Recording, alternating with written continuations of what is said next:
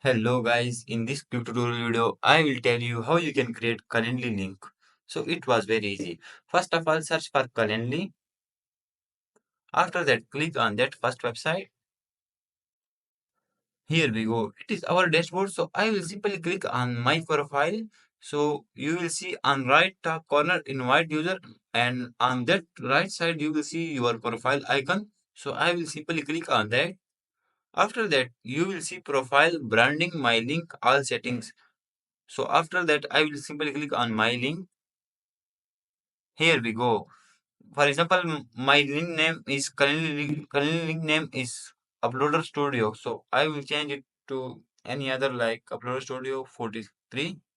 So if I want to share that link with my friends or anyone, I will simply click like that and I will copy whole link.